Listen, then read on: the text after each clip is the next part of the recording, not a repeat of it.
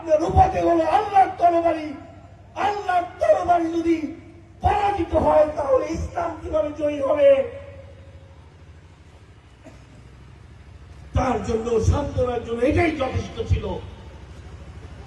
আজকে হয়তো এখানে যারা পোলিং এজেন্টরা আছেন, সকাল থেকে বিকেল পর্যন্ত আপনার অন্তরে মনে হবে একটাবার ধানের শীষের স্লোগান দেই।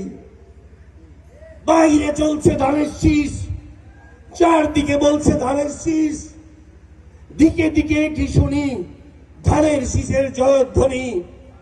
এই অবস্থায় হয়তো আপনি রোজা রেখে না খেয়ে বাথরুমে না গিয়ে নিজেকে ধৈর্য ধরে হাজারো টেনশন মাথায় নিয়ে ধানের শীষের মিছিলে শরিক হতে না পেরে বাহিরে কি হলো নেতা কর্মীর, অন্য সেন্টারে কি হলো কোনো খবরই পাচ্ছি না। কিন্তু বেগম খালেদা জিয়ার সৈনিকেরা দায়িত্ব পেয়েছে। এই যুদ্ধের সবচাইতে বড় গুরুত্বপূর্ণ দায়িত্ব নিয়ে আপনি বসে আছেন। মনে রাখতে হবে ইতিহাসের পাতায় এই আজকে যারা সামনে বসে আছেন তাদের দায়িত্ব সবচেয়ে বেশি। আমরা যারা আজ পর্যন্ত 18 বছর শেষ করে 5ই আগস্টের পর বিশেষ করে তফসিলের পরবর্তী আজকে পর্যন্ত যারা হই হই রই রই করে এই মাঠটা ধরে রাখলাম, বুথের ভিতরে ধরে রাখবে এই সামনের এই আমার সৈনিকেরা, শহীদ জিয়ার এই সৈনিকেরা, খালেদা জিয়ার সৈনিকেরা, তারেক রহমানের সৈনিকেরা। মনে রাখতে হবে এই সেই জিয়াউর রহমান, এই সেই খালেদা জিয়া, এই সেই তারেক রহমান যার জন্য বাংলার দামাল ছেলে ধানের শীষের স্লোগান দিতে দিতে পুকুরে ঝাঁপ দেয়। খালেদা জিয়ার কোনোদিন সৌভাগ্য হয় নাই তার পুকুরে ঝাঁপ দেওয়া দেখার। আনন্দ মিছিল করতে করতে যেই ছেলে পুকুরে ঝাঁপ দেয়, আনন্দ মিছিল করতে করতে যেই ছেলে নিজের জীবন উৎসর্গ করে, তার সেই স্লোগান কানে আসার সুযোগ হয় নাই তারেক রহমানের। হয়তোবা আমি লিঙ্কন আপনাদের কথা দিচ্ছি, আমার কাজ হবে প্রত্যেকটা জিয়ার সৈনিক যারা বুথ পাহারা দিয়েছে তাদেরকে আমি তারেক রহমানের কাছে পৌঁছে দেবই দিব ইনশাআল্লাহ।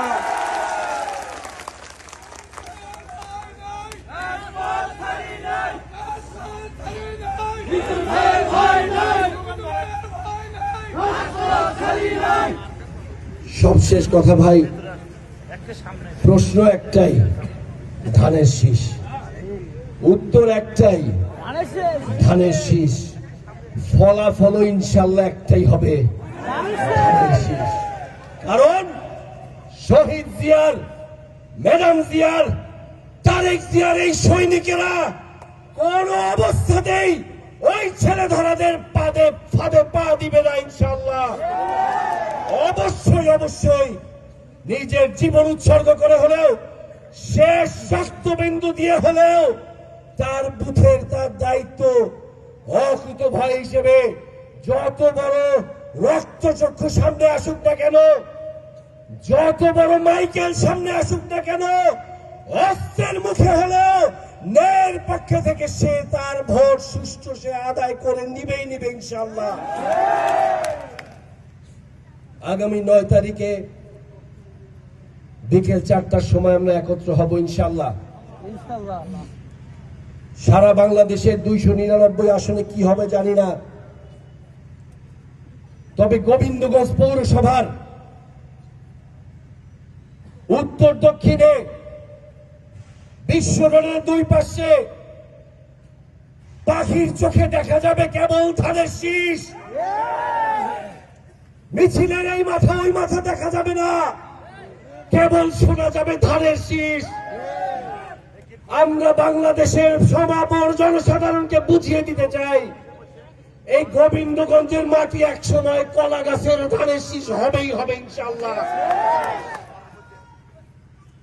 সবশেষে ভাই একটা কথা বলি, তারা বুঝে গেছে, তারা অবশ্যই বুঝে গেছে এই গোবিন্দগঞ্জের ঐক্যবদ্ধ বিএনপি এবং ঐক্যবদ্ধ গোবিন্দগঞ্জ ধানের শীষের বিজয় ইনশাল্লাহ ঠেকাতে পারবে না।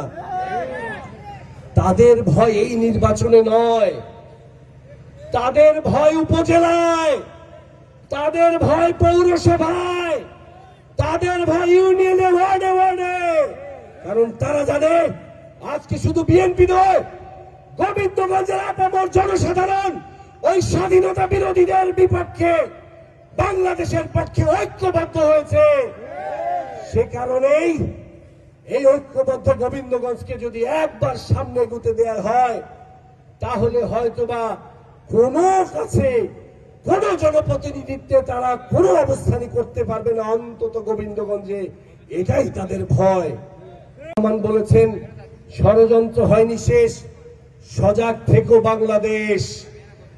আমাদের এখন কাজ একটাই ভাই, আমরা যারা পোলিং এজেন্ট আছি, প্রশিক্ষণ প্রাপ্ত আছি, বেগম খালেদা জিয়া, জনাব তারেক রহমানের ভোট যুদ্ধে ভোট রক্ষা করার যে সৈনিকেরা আছি, আগামী 9 তারিখে গণমিছিল পরবর্তী আমাদের এখন কাজ হবে কেবলমাত্র সেন্টার কেন্দ্রিক। যে কোনো মূল্যে আগামীর বাংলাদেশ জনাব তারেক রহমানকে বাংলার মসনদে বসাতে হবে। যে কোনো মূল্যে আগামীর বাংলাদেশ জনাব তারেক রহমানকে প্রধানমন্ত্রীর মুকুট মাথায় দিতে হবে। 54-55 বছরের বাংলাদেশের ইতিহাসে এমন কোন সুযোগ কখনো আসে নাই যে সরকার দলীয় কোন সংসদ সদস্য সরাসরি প্রধানমন্ত্রী এবং দলের প্রধানের সরাসরি আস্থাভাজন এমন সুযোগ আসে নাই। হয়তোবা কোন প্রেসিডিয়াম সদস্য, অথবা কোন স্থায়ী কমিটির সদস্য, অথবা কোন বড় মন্ত্রীর কাছের ব্যক্তি ছিলেন, সরাসরি দলের প্রধানের কাছের ব্যক্তি আস্থাভাজন হওয়ার সুযোগ আসে নাই। এবার এক বিরল সুযোগ এসেছে ভাই। 31 দফার গাইবান্ধার কর্মশালায় যে কথা বলে আজকের কথা রীতি টানবো ইনশাআল্লাহ।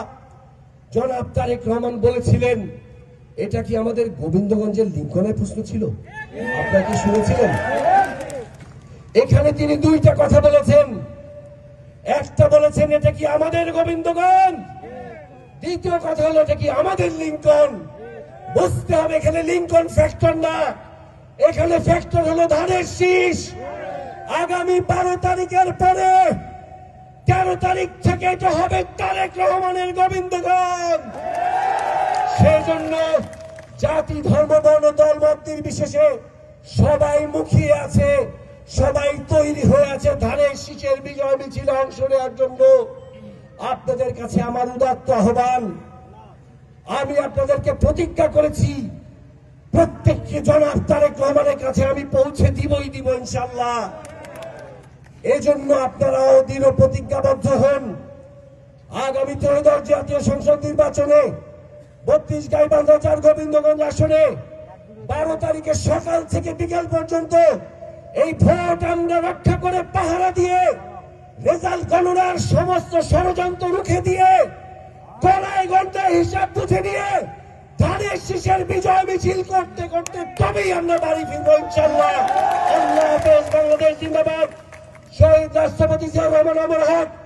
আপসহীন প্রয়াত দেশনেত্রী বেগম খালেদা জিয়া অমর হোক। আগামীর বাংলাদেশ জনাব তারেক রহমান জিন্দাবাদ। আমার সামনে শহীদ জিয়া, ম্যাডাম জিয়া এবং তারেক রহমানের এই ভোট যুদ্ধে ভোট রক্ষার সমস্ত সৈনিকেরা, সবাইকে ধন্যবাদ। বাংলাদেশ জাতীয়তাবাদী দল জিন্দাবাদ। ছিলাম, আছি, থাকবো রাজপথে। দেখা হবে বিজয়ের পথে ইনশাআল্লাহ। সবাইকে ধন্যবাদ। আসসালামু আলাইকুম ওয়া রাহমাতুল্লাহি ওয়া বারাকাতুহু।